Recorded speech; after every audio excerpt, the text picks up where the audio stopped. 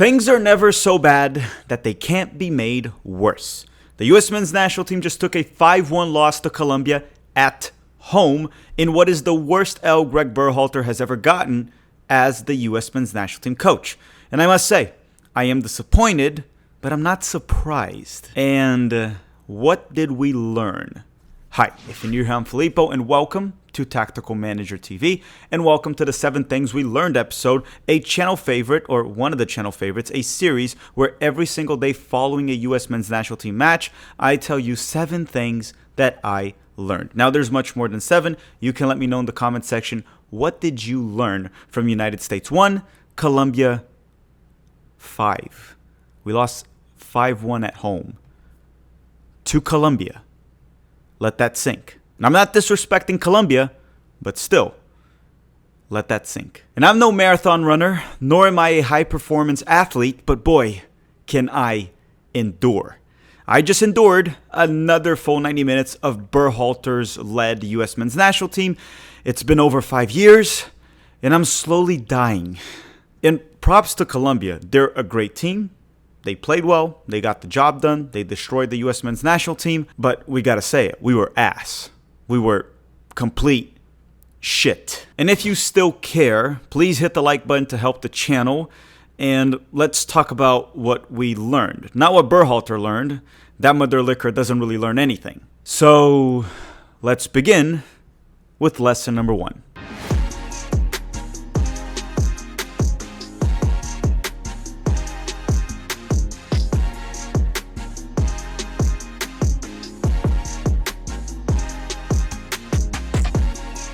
Lesson number 1 is that Greg Berhalter continues to prioritize the system over the players. What do I mean by that? Greg Berhalter has a vision of how he wants the game to be played. Is that based off the players that he has, or is that just something he wants? Based on the evidence we have, it looks like it's something that he just wants. The players don't really fit the system that he wants to be played. And let me explain that too. I'll give you one example. He has Gio Reyna super deep, almost like a deep line playmaker. And many years ago, Greg Berhalter already wanted a regista. Now, Gio's not playing primarily as a regista, but he loves having these playmakers super deep. Gio Reyna is far more useful high up the field. That's one thing. But let's go more into details here. He wants this team to play out of the back. Now understand, to play out of the back, you need technical players that, can break a press, can really put a player in the middle and just pass the ball around and bring the ball forward. And understand, the midfielders are usually technical enough. So you need a back line that will be technical, and you need a goalkeeper that can play with his feet. Our goalkeeper is Matt Turner. That guy cannot kick a soccer ball. He might be as technical as me when it comes to kicking the soccer ball, which makes sense. He started to play soccer very late in his life. The right back is Joe Scally. Not good in tight spaces, not good in the build-out. The left back is Anthony Robinson. Very good left back that also is not the most technical and can't play in tight spaces, can't build out of the back. And then you have the 2 center backs, Chris Richards and Tim Ream. They're actually technical enough and they're good on the ball. So out of those 5 players, 2 can actually play out of the back. Yet, Berhalter continues to do so. Depending on the players that you have, just go route 1 football. Go long. If that's what you can do, adapt.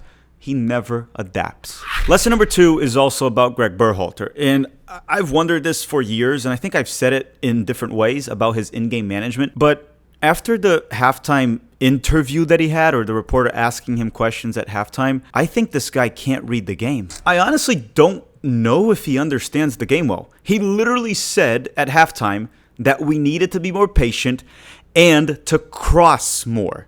Were we watching the same game? Was crossing the issue? Who are we playing against here? Count Dracula? I don't know, man. It seems like the solution to this guy is everything. We're playing this team. Just get the cross out and some garlic and beat that opponent, whoever we're facing. Just thinks we're always fighting against Dracula. I honestly don't understand why he would say that at halftime. It just seems like he was completely clueless towards what was going on. And if you look and you rewatch the second half, the goal itself that we scored with Tim Weah combining with Balogun, and even Gio and Johnny were involved earlier in the play, was all through the middle. He either can't read the game, or he's an idiot, or both. You tell me. And just to make one thing clear, I have no issues with a team going for crosses. It's part of the game. Most team crosses quite a bit. Most goals even come from crosses, to be honest. But that seems to be the only play Berhalter believes in. And we have players that can play through the middle. Why is everything about crossing with this guy? In the World Cup, we were the team that crossed the most in the group stage. And just a quick reminder, our center forward is Balogun. So crosses, finishing crosses ain't his forte. He's a player that plays in transition and runs through the channels. So if you're going to just whip in crosses, why do you have Balogun on the field? Lesson number 3, it's more about the players. Berhalter plays a role. The coaching staff plays a role in this in the culture, but it's the mentality. This team at times seems to have no grit, no passion. I don't know if you were watching the same game as me. This felt like the Dutch game, the Netherlands game in the World Cup, where, they scored 2-0 and then we scored a goal. It seemed like we were in the game, but at the same time, we were never really in it. The Dutch game ended 3-1. This one ended 5-1, so it was worse because our players, towards the last 20 minutes or so, it felt like they just quit.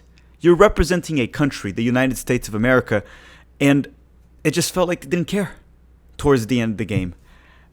It really hurt me to see that, and I know these players care a lot, but it just really hurt me to see that. Even though it was a friendly, you don't do that. And I'm starting to question a little bit the mentality of these players. We'll get more evidence in the Copa America, but I think it's fair for anyone to be questioning it at this point. Now, before we continue to lesson number 4, a quick word from the sponsor of this video, Underdog Fantasy. Their link to play is in the description of this video. And if you haven't already, don't forget to smash the like button for this video. It's free, it helps the channel, and I'll give you a hug whenever I see you in a game or I don't know, just somewhere. Underdog Fantasy is a fun game to play prior to any soccer match or basketball, football as well. It just adds an extra excitement to the game. And this summer, I will be playing Underdog Fantasy during the Copa America and Euros. You can download the app by using the link in the description of this video and use the promo code TMTV. Yes, please, don't forget to use the code.